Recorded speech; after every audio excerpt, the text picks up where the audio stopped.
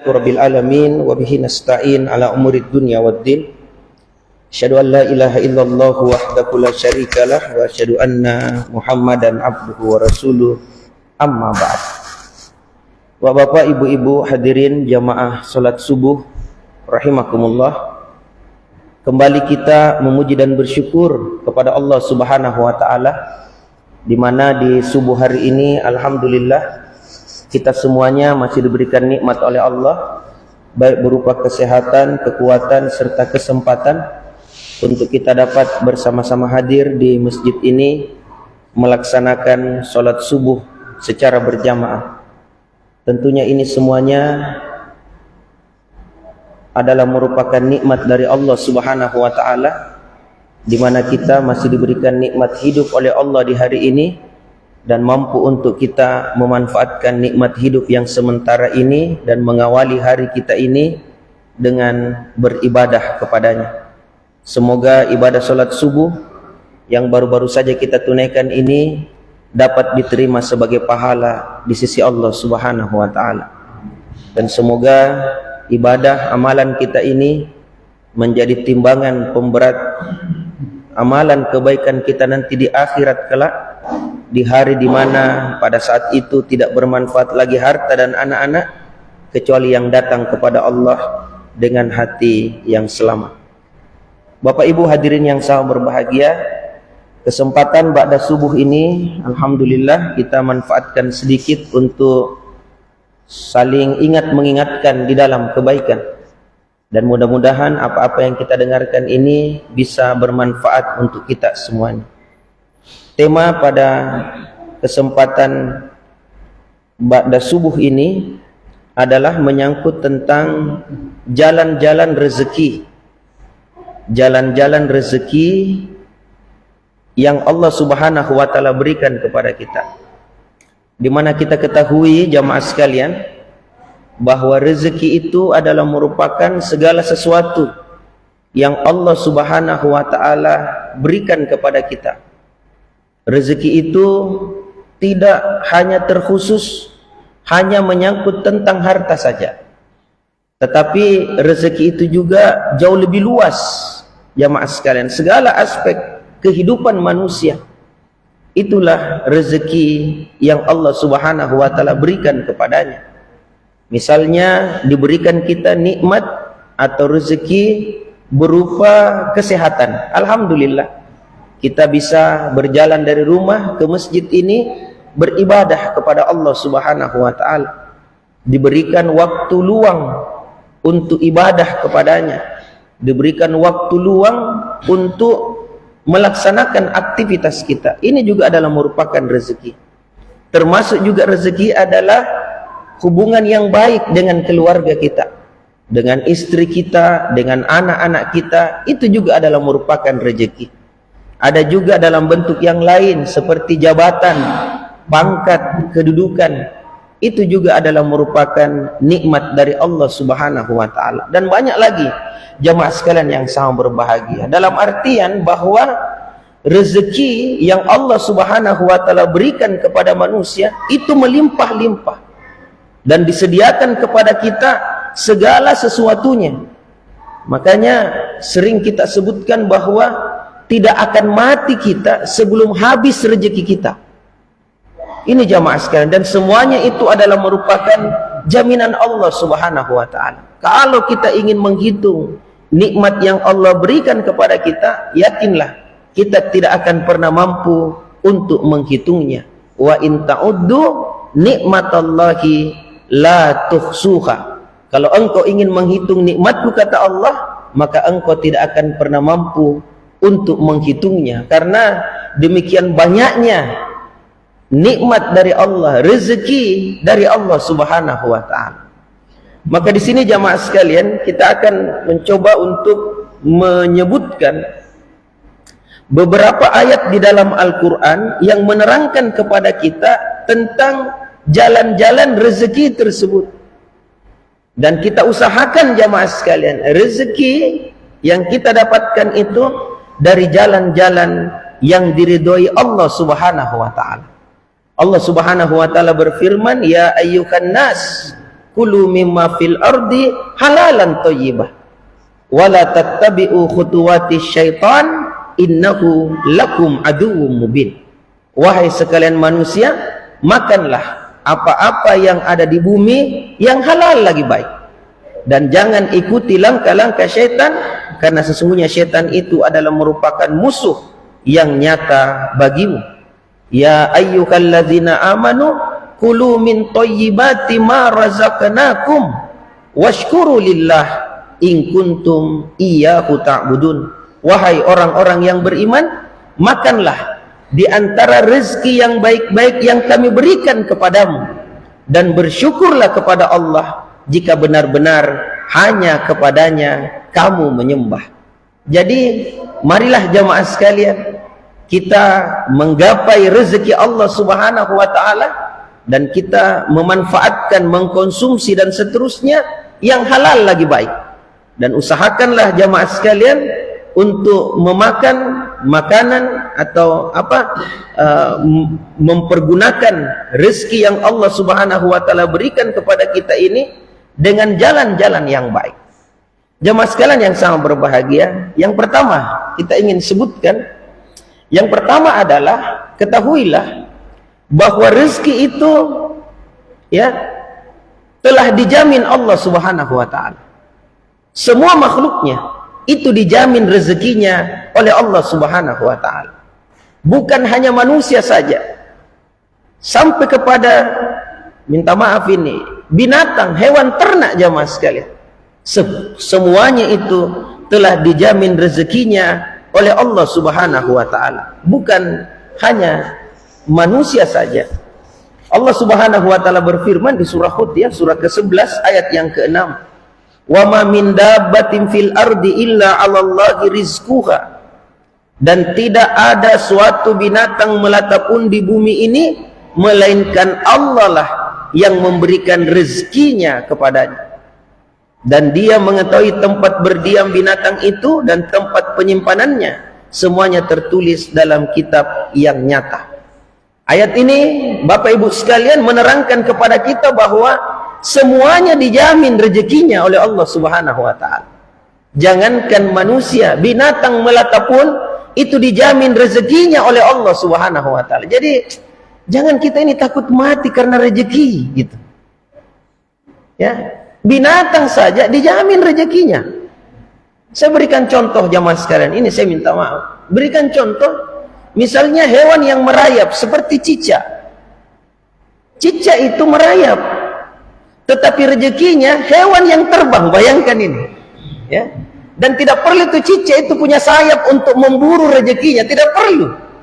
Justru cicak itu hanya diam, ya, diam-diam merayap, kan diam-diam itu merayap, itu rezekinya datang di depan mulutnya, dan kemudian dia mengambil rezekinya, menjemput rezekinya. Jadi sampai kepada cicak saja ada jaminan rezekinya. Ada hewan jamaah sekalian yang tidak bisa terbang seperti laba-laba, ya, hanya memintal rumahnya atau sarangnya, kemudian ya di ujung itu dia menetap di ujung sambil mungkin berzikir dan berdoa, yang mudah-mudahan rezekinya oleh Allah Subhanahu wa taala. Contoh yang lain, ya. Contoh yang lain adalah anak-anak yatim yang tidak punya lagi ayah dan ibu, misalnya yatim piatu. Andaikan kita berpikir bahwasanya nanti dia mendapatkan rezeki kalau ada ayah ibunya, mungkin anak-anak yatim itu sudah meninggal semuanya. Tetapi dijamin rezekinya oleh Allah Subhanahu wa taala. Alhamdulillah, ada sebagian daripada kaum muslimin atau sebagian daripada manusia yang mempunyai kemampuan untuk bagaimana membina anak-anak yatim ini, membuka panti asuhan dan lain sebagainya, ada jaminan rezekinya. Atau yang lebih lagi, misalnya anak-anak yang berkebutuhan khusus, ya, kita biasa kenal dengan nama ABK, anak berkebutuhan khusus, ya. yang mungkin tidak bisa berpikir dengan normal, mungkin juga gerakannya juga acak, tidak seperti anak-anak yang lain, tetapi Allah Subhanahu wa taala ya memberikan atau menganugerahkan orang-orang tua yang baik, yang mampu untuk ya menjaga anak ini dengan sebaik-baiknya. Burung misalnya, burung itu tidak punya sawah jamaah sekalian, tidak pernah kita lihat burung itu membajak sawah. Ya, tidak ada juga lumbung padinya, tetapi burung itu keluar dari sarangnya di pagi hari dan pulang ke sarangnya di sore hari dengan tembolok yang besar, dengan perut yang kenyang. Jadi semuanya mendapatkan jaminan dari Allah Subhanahu wa taala. Oleh karenanya sekali lagi jangan kita ini takut takut mati jamaah sekalian. Tidak akan mati kita sebelum habis rezeki kita. Dan perlu untuk kita ketahui bahwasanya tidak semua juga yang kita punyai itu adalah merupakan rezeki kita. Tidak semua jamaah sekalian. Sebab disebutkan bahwasanya sebenarnya yang merupakan rezeki kita ini adalah apa-apa yang kita makan. Itulah rezeki kita. Apa-apa yang kita pakai, itulah rezeki kita. Dan apa-apa yang kita infakkan di jalan Allah, itulah rezeki kita. Apa-apa yang kita makan, ini air, ini saya minta maaf, ini air. Kalau misalnya panitia berikan saya ini air ya, memang kaji disiapkan untuk ini pemateri ya. Ini air, contoh ini air ya, diberikan kepada kami, kemudian saya bawa pulang, belum saya minum, belum tentu jadi rezeki saya ini, belum tentu. Boleh jadi di anak saya lihat nih air bagusnya, mau kak bawa ke sekolah deh, berarti bukan rezeki saya. Rezekinya mungkin anak saya lewat jalur saya gitu, tetapi belum tentu juga rezeki anak saya. Karena anak saya berangkat ke sekolah besok misalnya, bawa ini air, diminta dengan temannya, dan temannya tidak tahu dari mana alurnya ini rezeki ini. Boleh jadi menjadi rezeki temannya itu. Ini jamaah sekalian. Makanya sebanyak-banyaknya harta kita yang menjadi rezeki kita, itulah yang kita konsumsi. Sebanyak-banyaknya harta orang, makanya inilah bedanya antara kebutuhan dan keinginan. Semua kebutuhan manusia pasti terpenuhi, pasti cukup jamaah sekalian. Yang menyebabkan kita ini tidak bahagia dalam hidup adalah terlalu banyak keinginan kita, bukan kebutuhan. Ini yang menyebabkan banyak orang korupsi, karena keinginan, bukan kebutuhan. Kalau kebutuhan pasti cukup semuanya, cukup, binatang cukup, manusia cukup, atau apa saja cukup, pasti cukup, karena Allah mencukupkan kebutuhan kita. Contoh jamaah sekalian, apakah sih yang menjadi kebutuhan manusia? Makan ya, makan. Sama aja kebutuhannya orang semuanya, makan. Sebanyak-banyaknya harta kita, maka yang kita makan jamaah sekalian, satu kali makan itu paling banyak 2 piring. Kalau sudah masuk piring yang ketiga, bukan nikmat lagi ya. Kadang piring pertama enaknya, tambah lagi deh. Biasa kalau ada acara-acara pernikahan, walimah, ada orang mangwadudu yang cukup di perutnya saja, itu dia nikmat. Satu piring enaknya, tambah lagi deh, tambah lebih banyak lagi ya. Mulai setengah piring kedua, mulai bilang kenyang mak deh ya, tapi dia mau tambah lagi, maka bukan lagi nikmat yang dia dapatkan, muntah-muntah jamaah sekali. Sebanyak-banyaknya harta kita, paling banyak 2 piring. Tidak mentang-mentang banyak hartanya ya, 10 piring dia makan satu kali makan jamaah sekalian. Mau tak bucil lah tanah, mau muntah-muntah dia. Jadi yang kita butuhkan, kalau kebutuhan cukup pasti itu. Makanya Rasulullah menyebutkan itu, sebenarnya di saat kita bangun di pagi hari, kita merasakan rasa aman di pagi itu, dan kesehatan, nikmat sehat yang Allah berikan, ditambah dengan ada makanan yang kita bisa makan di hari itu, maka seakan-akan dunia ini telah menjadi milik kita. Jadi aman, sehat, dan ada persediaan makanan untuk hari itu yang kita konsumsi, maka seakan-akan dunia ini sudah menjadi milik kita. Filosofi ini jamaah sekalian, itu dimanfaatkan oleh orang-orang tua kita dulu. Orang-orang tua kita dulu itu tidak perlu tidak perlu ini itu. Yang penting ada bisa dimakan. Besok tumpi. Makanya mereka itu kadang bahagia. Kita ini, jangankan makanan di hari ini cukup, makanan untuk 5 tahun ke depan masih ada di rumah kita.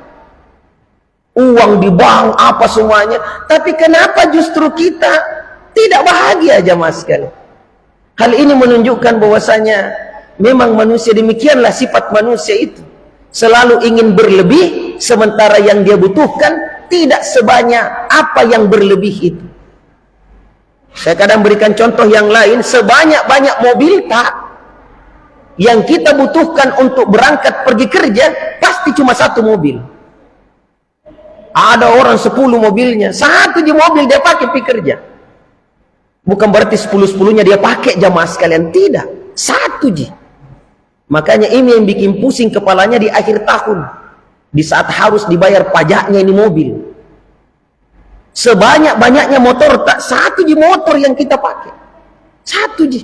Sebanyak-banyak baju yang kita gunakan, baju kita di rumah cuma 1 baju yang kita pakai kalau kita keluar rumah, 1. Ya, kalaupun ada tambahan ya baju dalam, kalaupun ada tambahan ya jaket, 3 lapis saja. Tidak berarti banyak sekali baju tak di rumah, 10 lapis kita pakai. Apa tidak kayak ondel-ondel jamaah sekalian keluar? Ataukah tidak kepanasan? Ini. Jadi yang kita butuhkan ini saja. Lantas kenapa kita ingin berlebih? Ini membuat pusing kepala atas setiap hari. Karena keinginan yang harus dituruti terus. Ya. Ada teman jamaah sekalian, ini saya minta maaf cuma contoh saja.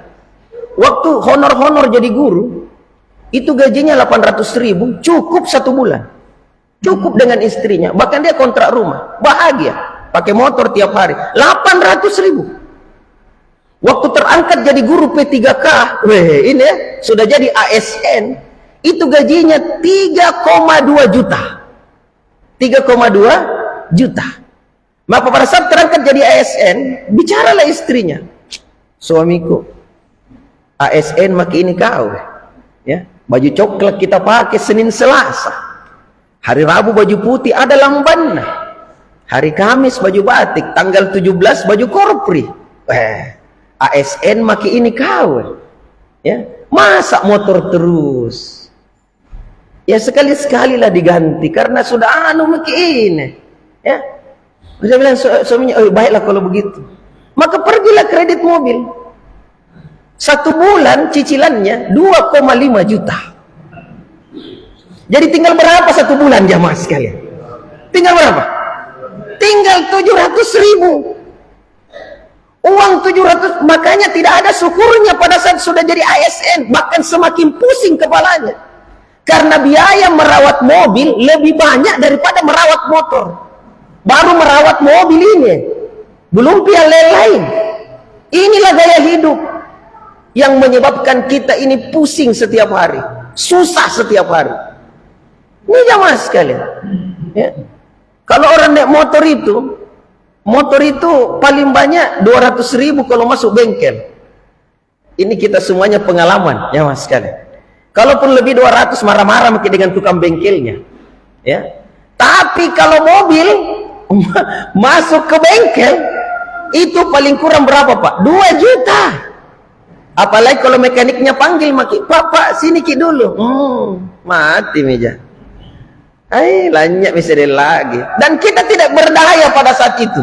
Ini Pak di mau diganti, ini Pak di mau diganti. Iya. Di total 5 juta. Ini membuat pusing kepala jamaah sekalian. Makanya mungkin ada yang mengatakan enaknya jadi ASN. Enak memang kalau kita syukuri itu. Cuma yang jadi masalah karena naik nih kita punya apa lagi namanya? Prestise, naik nih apa itu? Gengsi inilah yang menyebabkan mahal jamaah sekalian. Andaikan pakai motor saja, itu kan kendaraan hanya mempercepat kita sampai ke tempat tujuan. Apakah kendaraannya itu pakai mobil, motor, sepeda, skuter, atau jalan kaki, terserah. Yang penting kita cepat sampai di tujuan. Sama saja. Apalagi kalau mobil di Makassar, susah Ki. Ya, pergi ceramah apa pakai mobil? Ceramahnya ba'da maghrib, kita sampai ba'da isya di situ. Lebat nih jamaah sekalian. Lebih enak pakai motor. Bahkan suatu ketika nanti, kalau Makassar sedemikian ruwetnya, orang nggak pakai motor lagi, orang pakai sepeda. Bahkan boleh jadi ke depan lebih ramah adalah jalan kaki. Ini jamaah sekalian yang sangat berbahagia. Jadi yang menyebabkan jalanan kita ini macet karena setiap rumah tak 2 tak 3 mobilnya. Jamaah sekalian yang sangat berbahagia. Jadi itu yang pertama ya. Jadi apa yang kita makan, apa yang kita pakai, dan apa yang kita sedekahkan. Nah, ini ada yang mengatakan inilah rezeki tingkat pertama yang semuanya dapat, sampai binatang sekalipun dapat semuanya rezekinya. Nah sekarang yang kedua jamaah sekalian adalah rezeki lewat usaha kita, ya, lewat usaha kita. Jadi tadi yang pertama rezeki yang memang sudah dijaminkan Allah Subhanahu wa taala. Tapi ada juga yang memang sudah dijaminkan Allah tetapi harus kita usahakan. Harus kita usahakan. Nah, di sini ya Allah Subhanahu wa taala berfirman, wa alaysa lil insani illa ma sa'a, dan bahwasanya seorang manusia tiada memperoleh selain apa yang telah diusahakannya. Jadi harus kita usahakan untuk kita dapat. Harus kita lakukan sesuatu, harus kita kerja untuk mendapatkan itu. Dan ini rezeki tingkat yang kedua jamaah sekalian. Kalau tadi itu sifatnya umum, maka yang kedua ini lewat usaha kita. Memang rezeki sudah dijamin Allah Subhanahu wa taala. Tetapi kalau kita tidak berusaha mengambil rezeki kita ini, maka seperti begitu juga lah yang kita akan dapatkan. Harus diusahakan, ya, harus dikerjakan untuk mendapatkan itu semuanya. Ya, tidak bisa kita tinggal di rumah. Duduk rumah saja deh, beras pasti datang sendiri itu. Kan rezeki sudah dijamin. Tidak akan turun beras jamaah sekalian dari langit. Yang turun adalah hujan. Yang kita disuruh adalah usaha saja. Usaha untuk membajak sawah, menanam padi, maka nanti dari situ akan menghasilkan. Tidak bisa kita diam-diam. Maka perlu untuk diusahakan. Maka orang yang berusaha jamaah sekalian, dia akan mendapatkan berlebih daripada orang yang tidak berusaha sama sekali. Orang yang diam-diam saja, dia akan dapatkan seperti apa yang dia lakukan. Sementara orang yang usaha jamaah sekalian, maka dia akan mendapatkan jauh lebih daripada yang tidak berusaha. Ya, saya kadang bilang ini, minta maaf ini sama dengan pemuda. Dia bilang, kan jodoh itu di tangan Allah Ustaz. Jadi kalau saya diam-diam saja, jodoh datang sendiri itu. Betul, jodoh di tangan Allah.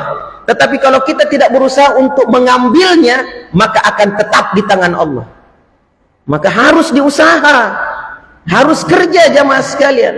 Maka inilah bedanya orang yang memanfaatkan waktunya dengan baik dalam satu hari itu, dalam hari itu, maka dia akan mendapatkan berlebih daripada apa yang didapatkan oleh orang lain.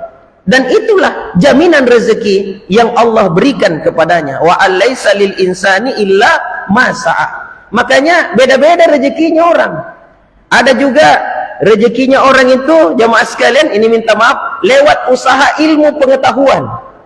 Ya, lewat usaha ilmu pengetahuan. Dia lanjutkan sekolahnya, maka dia akan mendapatkan berlebih daripada orang yang tidak berusaha sama sekali untuk menuntut ilmu pengetahuan. Ya, saya kadang bilang dengan siswa saya, beda itu nak gajinya tamatan SD dengan tamatan SMA. Beda itu nak. Beda juga kerjanya. Ya, kalau tamatan SD, kalau di kantor, ya mungkin jadi apa itu Pak? Cleaning service atau security.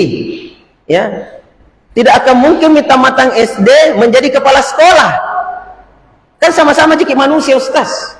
Ya, masa beda-beda? Ini diskriminasi. Bukan diskriminasi. Ini lewat usaha. Tamatan SMA mungkin sudah bukan lagi cleaning service, tetapi jabatannya mungkin lebih tinggi dari itu, menjadi tata usaha atau staff dan lain sebagainya. Adapun yang S1 misalnya jauh lebih lagi di atasnya. S2 mungkin jadi dosen, S3 doktor misalnya mungkin sudah lebih tinggi lagi jabatannya, mungkin jadi dekan, mungkin jadi rektor, ya. Kemudian yang profesor misalnya, beda lagi jamaah sekalian. Ya, sama juga dengan orang yang mempunyai skill, keterampilan. Itu beda gajinya dengan yang tidak punya skill sama sekali. Makanya semakin tua orang, mungkin semakin mahal dibayar. Kenapa? Karena skill keterampilannya ditambah dengan pengalamannya. Sehingga ada satu kejadian jamaah sekalian, itu ada baling-baling kapal, itu tidak bisa berputar.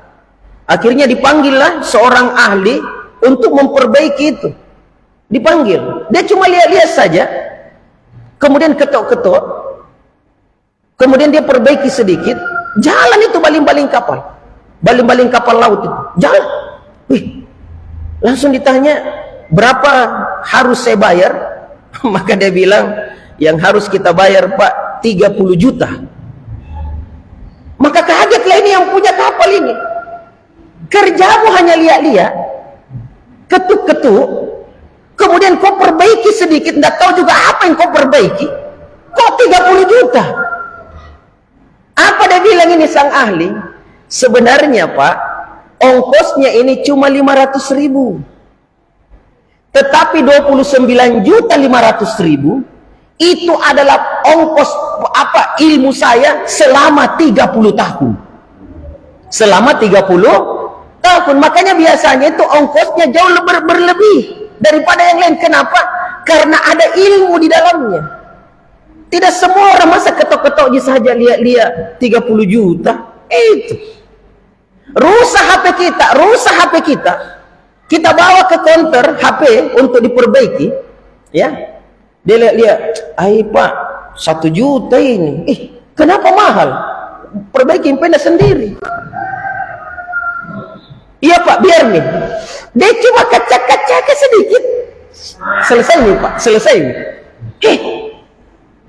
Mahalnya. Sebenarnya kacak-kacaki begini Pak, tidak mahal. Cuma ilmu untuk mengkacak-kacaki seperti begini, itulah yang menyebabkan dia mahal. Jadi ini jamaah sekalian sama berbagai. Jadi harus dengan usaha. Semakin kuat usaha kita, maka seperti itulah yang akan kita dapatkan. Makanya inilah yang biasa kita bilang dengan anak-anak kita, siswa kita, belajar dengan baik nak. Belajar dengan sungguh-sungguh. Ada yang mengatakan, biar kita tidak sekolah Pak Ustaz, jadi menteri jaki. Karena ada kan tamatan SMP ya, tidak tamat SMA jadi menteri. Menterinya sendiri bilang, karena saya mendapatkan ini dengan hanya tamatan SMP, maka saya harus kerja 3 kali lipat daripada orang-orang yang sekolah seperti biasa untuk mendapatkan jabatan ini. Bukan berarti diam-diam saja, harus lebih lagi. Kenapa? Karena harus saya memiliki kemampuan jauh daripada orang-orang yang normal untuk mengalahkan mereka. Jadi harus usaha jemaah sekalian, harus kerja, ya. Di pasar ini saja, ini sebagai contoh. Kalau tidak kerja, tidak usaha, tena nunggappa. Ya, kalau tidak usaha, maka tidak akan mendapatkan apa-apa. Jadi, dan ini berlaku bukan hanya untuk orang-orang beriman saja. Orang-orang yang tidak beriman juga akan mendapatkan semuanya ini. Maka harus kita usahakan. Dan ingat, sekuat-kuatnya usaha kita untuk mendapatkan rezeki kita, nah ini harus menjadi keyakinan kita bahwa apa yang kita dapatkan sesuai dengan apa yang Allah Subhanahu wa Ta'ala tetapkan. Jadi boleh jadi kita sama-sama kerja, sama-sama usaha, tetapi ada satu yang berlebih yang dia dapatkan, ada satu yang biasa-biasa saja. Maka menjadi keyakinan kita bahwa sebesar apapun usaha yang kita lakukan, yang kita usahakan, rezeki akan sampai kepada kita sesuai dengan apa yang Allah Subhanahu wa Ta'ala takdirkan kepada kita, berikan kepada kita. Maka tidak boleh kita iri dengki, apalagi main dukun. Ya, kenapa laku sekali itu? Barangkali, ya. Enggak boleh jamaah sekalian. Enggak usah, biarlah. Itu rezekinya orang. Istilah bahasa Bugisnya pada laut pada upe. Sama-sama kita berangkat pergi, tetapi tidak sama rezeki yang kita dapatkan. Sama-sama, tapi tidak sama rezeki yang kita dapatkan. Ini jamaah sekalian. Ya, jadi apa yang kita usahakan, itulah yang kita akan dapatkan, tetapi sesuai dengan apa yang Allah Subhanahu wa taala takdirkan kepada kita. Dan hebatnya Bapak Ibu sekalian, makanya tidak usah kita iri, ya. Hebatnya lagi, ya. Kalau di pasar itu biasa saya kasih contoh, satu los itu penjual beras semuanya. Tapi laku semua aja. Ya. Satu los itu penjual baju semuanya atau penjual ikan semuanya. Tapi masing-masing sesuai dengan apa yang Allah Subhanahu wa taala tetapkan. Maka jamaah sekalian, tidak usah kita iri, dengki dengan orang lain, sebab itulah nikmat yang Allah berikan kepadanya. Ini rezeki tingkat 2. Ya, tingkat 2. Tadi tingkat 1 ya. Biar diam-diam dapat tonji, ya. Makan apa semuanya. Nah, sekarang yang berikutnya. Yang berikutnya adalah rezeki kita dapatkan karena bersyukur kepada Allah. Ya, makanya disebutkan dalam ayat yang kita bacakan tadi, washkuru lillah in kuntum iyyahu ta'budun, dan bersyukurlah kepada Allah jika benar-benar hanya kepadanya kamu menyembah. Maka rezeki tahap 3 ini jamaah sekalian, rezeki karena bersyukur atas nikmat yang Allah berikan. Jadi rupanya rezeki itu bisa datang kepada kita lewat kesyukuran. Jadi semakin banyak kita bersyukur kepada Allah, Allah akan tambah nikmatnya. Nah, inilah ayat dalam Al-Quran, la in sakartum la azidannakum. Jika engkau mensyukuri nikmatku, kata Allah, saya akan tambah nikmat itu. Lewat jalur kesyukuran kita. Jadi sebenarnya kalau kita ingin mendapatkan rezeki selain dengan usaha, dan apa yang kita dapatkan itu alhamdulillah, maka syukurilah apa yang kita dapatkan itu. Maka Allah akan tambah nikmatnya lewat jalur kesyukuran kita itu. Allah tambah nikmatnya. Ya, dalam salah satu tafsir ya disebutkan kenapa sampai Allah tambah nikmatnya, dan ini akan menghantarkan kita kepada keimanan kepada Allah. Karena yang pertama adalah kita yakin bahwasanya semua nikmat yang kita dapatkan, semua rezeki yang kita peroleh, semuanya datang dari Allah Subhanahu wa taala. Yang kedua, kita mengucapkan rasa kesyukuran kita dengan mengucapkan kata-kata alhamdulillah. Dan yang ketiga adalah, makanya ditambah nikmatnya, karena kita mempergunakan nikmat itu sesuai dengan keinginan yang memberikan nikmat tersebut. Makanya ditambah jamaah sekalian, sesuai dengan keinginan. Sama dengan anak sekolah, anak-anak di rumah kita, ya. Anak-anak di rumah kita, keinginan orang tua adalah dia senantiasa membersihkan rumah. Ya, kalau dia laki-laki, dia cuci motor atau mobil, ya. Itu keinginan orang tua, rajin anaknya. Maka kalau uang sakunya pagi-pagi dikasih 5.000, maka karena rajinnya ditambah jamaah sekalian. Padahal tidak ada hubungannya antara rajin dengan uang saku, karena semuanya sama dikasih. Tetapi karena rajin dia, pagi-pagi dia bangun pergi sholat subuh, kemudian setelah sholat subuh baca Quran, kemudian mandi ataukah membersihkan dulu, dia bersihkan ini itu semuanya, kemudian dia mandi. Maka orang tuanya lihat, wih bagusnya nih anak. Akhirnya ditambah jamaah sekalian, ditambah nikmatnya itu. 5.000 jinak, tapi tidak apa-apa, 200.000 nah. Kaget itu anak, kenapa banyak sekali? Biar mina rajin duduk kok, ya, biar tidak disuruh kok nu kerja juga. Ya bagus ini. Jadi ditambah nikmatnya. Jadi kalau kita ingin ditambah nikmat kita, maka lewat jalur kesyukuran kita. La in sakartum la azidannakum. Jika engkau mensyukuri nikmatku, kata Allah, saya akan tambah nikmat itu. Bersyukurlah kepada Allah, gunakanlah nikmat itu sesuai dengan pemberi nikmat, ya mas sekalian. Keinginan pemberi nikmat. Ya, saya kasih contoh biasa begini, dan ini rezeki tingkat 3 ini, karena tidak semuanya orang mampu untuk bersyukur. Yang ada adalah mangoa jamaah sekalian. Mangoa, ini yang menyebabkan banyak masuk penjara itu. Kadang kita bilang tenaton sukuru nenek, apalagi kurangnya, apalagi ya, sudah jadi bupati, sudah jadi gubernur, banyaknya nih, bahkan itu mungkin hartanya untuk 7 turunan, tapi masih korupsi. Oh, tena sukuru nenek. Oh, itu malaikat itu atau setan itu bilang ambil mie saja. Kenapa? Setan saja mungkin tidak mampu korupsi sebanyak itu. Ini tak lewat-lewat jamaah. Makanya semuanya yang berlebih, yang kelewatan, tunggu tanggal mainnya. Akan tayang jamaah sekalian. Akan dipanggil ke satu persatu. Jadi syukuri saja nikmat yang Allah berikan. Syukuri. Saya berikan contoh biasa, misalnya anak. Kita bersyukur kepada Allah lewat nikmat anak. Ya, kita bersyukur.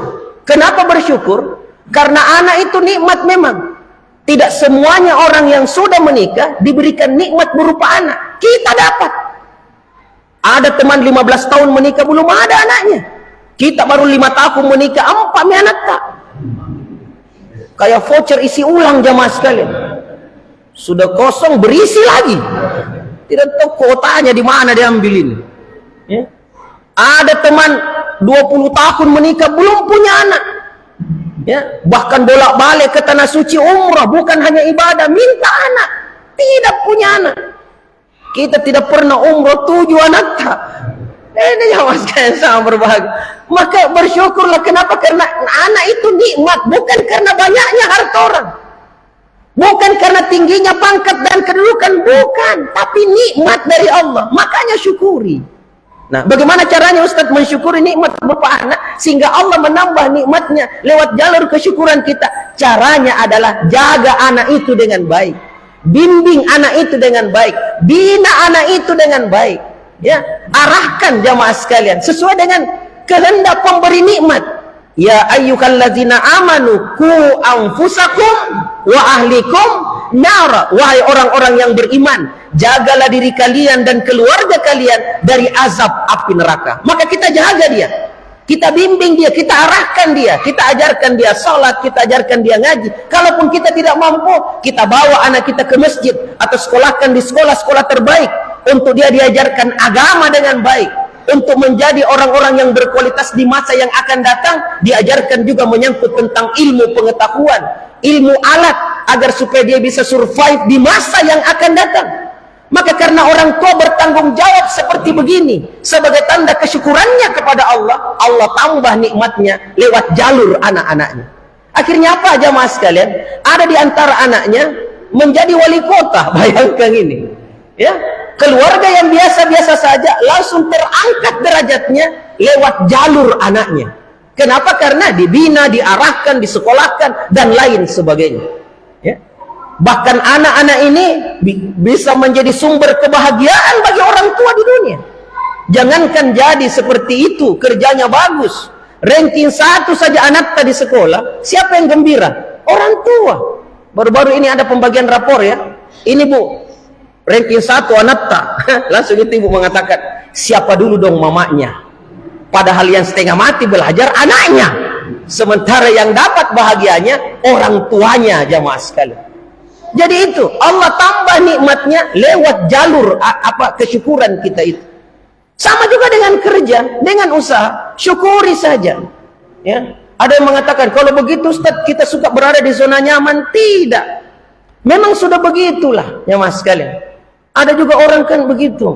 Oh, itu motivator itu. Jangan suka berada di zona nyaman. Anda tidak akan berkembang. Kalau begitu keluar mak deh, sedikit gajinya. Ya, pas keluar setengah mati cari kerja. Ya, akhirnya dia bilang apa? Lebih bagus saya tersiksa dengan pekerjaan saya daripada saya tersiksa mencari kerja kemana-mana. Nah itu, siapa suruh kok zona nyaman, zona nyaman. Apa? Ngene mau kok. Ini jawab sekalian. Allahu Akbar. Jadi itu ya, rezeki datang karena kesyukuran. Rezeki datang karena kesyukuran kita. Jaga itu. Senantiasa mengucapkan alhamdulillah, alhamdulillah, ya. Kalau ada perasaan seperti ini, maka kita tidak akan pernah cemburu lagi dengan teman-teman kita yang lain. Ya, tadi karena usaha, sekarang karena kesyukuran. Nah, ini tingkat 3. Nah, yang keempat, yang berikutnya jamaah sekalian. Ini lebih hebat lagi. Hanya untuk orang-orang khusus. Ya, apa itu? Rezeki yang datangnya tidak disangka-sangka. Rezeki yang datangnya tidak disangka-sangka. Inilah rezeki tingkat 4. Ini agak tinggi sedikit. Siapa yang mendapatkan itu? Allah Subhanahu wa taala berfirman, "Wa may yattaqillah yaj'al lahu makhrajah wa yarzuqhu min haitsu la yahtasib." Barang siapa yang bertakwa kepada Allah, maka Allah akan memberikan jalan keluar dari berbagai macam kesulitan yang dia dapatkan, dan akan memberikan rezeki dari arah yang tiada disangka-sangka. Tapi syaratnya apa tadi? Takwa. Iman dan takwalah yang menyebabkan Allah mencukupkan rezeki kita, bahkan sampai kepada kita akan mendapatkan rezeki dari arah yang tiada disangka-sangka. Makanya inilah yang perlu untuk kita semarakkan, perlu untuk kita viralkan jamaah sekalian. Pembinaan untuk meningkatkan keimanan dan ketakwaan kepada Allah. Sebab orang-orang yang beriman dan bertakwa kepada Allah, selain hidupnya akan tenang, juga akan mendapatkan rezeki dari arah yang tiada disangka-sangka. Allah Subhanahu wa taala berfirman, "Walau anna ahlul qura amanu wattaqau lafatahna alaihim barakatim minas sama'i wal ardh." Andaikan penduduk suatu negeri itu beriman dan bertakwa kepada Allah, maka Allah akan memberikan andaikan penduduk suatu negeri itu beriman dan bertakwa kepada Allah, maka Allah akan memberikan rezeki itu berkah dari langit dan bumi. Ya, walau anna ahlul qura amanu wattaqau lafatahna alaihim barakatim minas sama'i wal ardh. Berkah dari langit dan bumi. Apa barakah itu? Barakah diartikan sebagai ziyadatul khair, sesuatu yang semakin bertambah kebaikannya. Saya lanjutkan sedikit Bapak Ibu sekalian. Jadi sudah 4 ini. Tingkat 1 tadi untuk semuanya. Tingkat 2 ya karena usaha, ya sudah mulai menyusut. Tingkat 3 tidak semuanya juga orang usaha bersyukur, maka orang yang bersyukur itu akan mendapatkan juga berlebih. Dan yang keempat adalah untuk orang-orang yang beriman dan bertakwa kepada Allah. Yang berikutnya jamaah sekalian, rezeki itu juga kita bisa dapatkan dengan banyak-banyak beristighfar. Makanya kalau agak-agak sedikit menurun usaha kita atau apa, ya orang biasa bilang mungkin sedekahnya kurang, ya. Boleh jadi jamaah sekalian, tetapi boleh jadi juga karena mungkin istighfarnya juga sedikit. Maka banyak-banyak beristighfar kepada Allah. Ini enteng, mudah, ringan, tetapi bisa mendatangkan rezeki. Dan istighfar itu bukan hanya diampuni segala dosa dan kesalahan kita dengan istighfar, dengan bertobat kepada Allah, tetapi rupanya istighfar juga bisa memudahkan rezeki kita. Maka perbanyak istighfar. Faqultu astaghfiru rabbakum innahu kana ghaffara yursilis samaa alaikum midrara. Maka aku katakan kepada mereka, mohonlah ampun kepada Tuhanmu, sesungguhnya Dia adalah Maha Pengampun. Niscaya Dia mengirimkan hujan kepadamu dengan lebat. Wa yumdidukum bi amwali wa banina wa yaj'al lakum jannati wa yaj'al lakum anhara. Dan membanyakkan harta dan anak-anakmu, dan mengadakan untukmu kebun-kebun, dan mengadakan pula di dalamnya untukmu sungai-sungai. Jadi selain kita mendapatkan ampunan, juga bisa membanyakkan harta kita. Dan membanyakkan juga anak-anak kita. Jadi yang tidak punya anak atau masih 1-2 anaknya, banyak-banyak istighfar. Banyak-banyak minta ampun kepada Allah. Ya. Kenapa? Banyak istighfar. Ya sudah, istighfar saja. Kenapa? Karena kita akan mendapatkan banyak kemuliaan dan keutamaan jamaah sekalian. Ya, jadi banyak-banyak istighfar kepada Allah Subhanahu wa taala akan memudahkan kita untuk mendapatkan harta dan anak-anak. Bapak Ibu hadirin yang sangat berbahagia, itu yang kelima ya, banyak-banyak istighfar. Pengalaman saya ya ini saya minta maaf. Semenjak tahun 96 kami sudah ikut juga dakwah, khutbah kemana-mana, ceramah di mana-mana. Biasanya Pak, itulah yang namanya kita penceramah.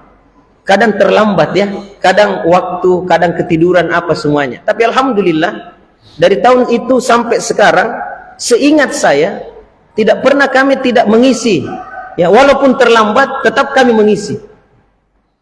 Itu hari Jumat itu terkadang sibuk sekali dan waktunya tinggal beberapa menit dan tempat khutbahnya jauh.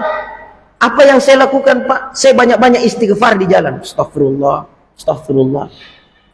Itu jalanan Pak kayak dilipat. Sampai Kak di situ masih sempat juga salat sunat tahiyatul masjid. Kaget saya. Kadang kita ke bandara itu untuk tugas dakwah ke daerah yang lain, itu jarak antara Samata dengan bandar udara itu jauh Pak, apalagi jalannya itu macet. Ya, ada waktu tinggal setengah jam, harus boarding ini. Maka sepanjang jalan saya hanya banyak-banyak istighfar kepada Allah. Kenapa tidak jalan itu pesawat kah? Bahkan diburu, bapak yang ditunggu cepat Pak naik. Gara-gara kita ini sampai tidak jalan ini pesawat. Ya Allah, betul-betul ini kesian. Banyak kita dibantu dengan istighfar. Pernah kita dengar Pak kisah, ada seorang kalau saya tidak salah Imam Ahmad bin Hambal, ya. Itu suatu ketika beliau berjalan untuk menemui sahabat beliau atau pergi dalam satu rangkaian kegiatan. Beliau di tengah jalan itu sampai malam ya. Sampai malam dia butuh tempat tinggal. Tetapi di mana dia minta diusir. Enggak boleh. Dia tinggal di depan rumahnya orang, enggak boleh. Sampai dia masuk ke masjid, sampai masuk di masjid, itu kan biasa masjid begitu. Ya. Ada tuh masjid Pasakang ini. Ya, dikunci semuanya Pak. Kalau kita mau buang air kecil, buang air besar, ya dimaklumi juga karena banyak pencuri. Ya. Maka dia juga diusir, keluar. Akhirnya beliau tinggal di depan emper masjid. Adalah orang tua dekati. Kenapa Ki Pak? Dia bilang saya kemalaman. Dia bilang kalau tidak ada terima Ki ke rumah saja. Dibawa ke rumahnya. Sampai dibawa ke rumahnya, rupanya orang ini kerjanya itu tukang buat roti. Ya, buat roti. Dan setiap adonan itu, setiap gerakannya dia selalu istighfar. Astagfirullah, gitu ya. Astagfirullah. Ditanya oleh orang, kenapa Anda melakukan ini? Dia bilang, sepanjang saya banyak beristighfar, semua keinginan saya, semuanya terpenuhi. Tidak ada satupun yang tidak. Semuanya pasti terpenuhi. Cuma ada satu yang belum terpenuhi sampai hari ini. Saya juga heran. Apa itu? Saya ingin berjumpa dengan ulama besar negeri ini. Ulama besar dunia ini. Yang bernama Imam Ahmad bin Hambal. Langsung Imam Ahmad bilang, gara-gara ini saya diusir di mana-mana ini. Bayangkan jamaah sekalian. Jadi keinginannya itu yang menyerap datang ke situ. Dia bilang, ketahuilah saya ini sendiri orang yang selama ini kamu idam-idamkan untuk ketemu. Kaget itu roti itu. Jadi banyak-banyak istighfar. Apa susahnya kita banyak istighfar? Nah, kemudian yang berikutnya jamaah sekalian, rezeki itu juga bisa datang lewat jalur menikah. Lewat jalur menikah. Wa ankihul ayyama minkum was-solihina min ibadikum wa imaikum iyakunu fuqara yughnihimullahu min fadli wallahu wasi'un alim. Dan kawinkanlah orang-orang yang sendirian di antara kamu dan orang-orang yang layak dari hamba-hamba sahayamu yang laki-laki dan hamba sahayamu yang perempuan. Jika mereka miskin, Allah akan memampukan mereka dengan karunia-Nya. Jadi lewat jalur menikah juga mempermudah rezeki. Alhamdulillah. Dulu kita ini belum punya motor, belum punya mobil, belum punya rumah, belum punya anak ya, karena belum menikah pada saat itu. Tapi setelah menikah, ya Allah, ada semuanya jamaah sekalian. Akan dimudahkan jalannya lewat jalur menikah. Kemudian yang berikutnya adalah rezeki lewat jalur anak-anak kita. Jadi rezeki lewat jalur anak-anak kita. Makanya disebutkan dalam ayat, wala taqtulu auladakum khasyata imlaq nahnu narzuquhum wa iyyakum. Dan janganlah kamu membunuh anak-anakmu karena takut kemiskinan. Kamilah yang akan memberikan rezeki kepada mereka dan juga kepada kamu. Jadi jangan takut jamaah sekalian, jangan bunuh anak-anak kita. Ada beberapa kali kejadian itu di media-media yang ada, itu sampai dia membunuh anaknya. Ya, sampai dia membunuh anaknya. Kenapa? Karena takut miskin. Karena takut jangan sampai anaknya nanti lebih parah kemiskinannya daripada orang tuanya. Ini tidak. Ya, makanya dilarang itu membunuh. Wala taqtulu auladakum khasyata imlak. Dan janganlah kamu membunuh anak-anakmu karena takut kemiskinan. Nahnu narzukuhum wa iyyakum. Kamilah yang memberikan rezeki kepada mereka dan juga kepada kamu. Jadi setiap anak yang lahir semuanya ada jaminan rezekinya, jamaah sekalian. Jadi jangan takut. Kita tidak tahu bagaimana masa depan anak-anak kita ke depan. Kita tidak tahu, jamaah sekalian. Yang kita tahu adalah bagaimana mempersiapkan anak-anak kita hari ini untuk menghadapi masa depan mereka. Kenapa? Karena masing-masing sudah ditetapkan rezekinya oleh Allah Subhanahu wa taala. Jadi jangan kita lihat anak kita banyak, kubunuh dia semuanya deh. Jangan sampai tidak makan nanti kok, jangan sampai jangan maki jamaah sekalian. Betapa banyak kesian orang yang banyak anaknya, orang bapaknya meninggal dunia, mamanya yang pelihara, padahal bukan ASN, bukan apa, tetapi anaknya bisa sukses semuanya. Nahnu narzukuhum wa iyyakum. Jangan takut jamaah sekalian. Bukan kita yang kasih rezeki anak kita, Allah Subhanahu wa taala. Kita hanya sekedar bertanggung jawab untuk bagaimana menjaga mereka ini. Dan yang terakhir jamaah sekalian, rezeki lewat jalur sedekah. Jadi sedekah juga itu bisa mempermudah dan memperlancar rezeki. Mungkin inilah jamaah sekalian yang sangat berbahagia, hal-hal yang penting untuk kita sampaikan di kesempatan taklim ba'da subuh ini. Mudah-mudahan ada manfaatnya dan mudah-mudahan Allah Subhanahu wa taala memudahkan kita di dalam kebaikan. Semoga jamaah sekalian ya, rezeki kita ini lewat jalur-jalur yang terbaik, yang diridai Allah Subhanahu wa taala, dan jauhkanlah diri kita dari hal-hal yang dapat menyimpang dari apa yang menjadi ketentuan Allah Subhanahu wa taala. Sebab semua yang menyimpang jamaah sekalian itu juga akan mendapatkan balasan, bukan hanya di dunia ini, bahkan sampai nanti di akhirat kelak. Subhanakallahumma rabbana wa bihamdik, nashhadu an la ilaha illa anta wa nastaghfiruka wa natubu ilaik. Subhana rabbika rabbil izzati amma yasifun wa salamun alal mursalin walhamdulillahi rabbil alamin. Assalamualaikum warahmatullahi wabarakatuh.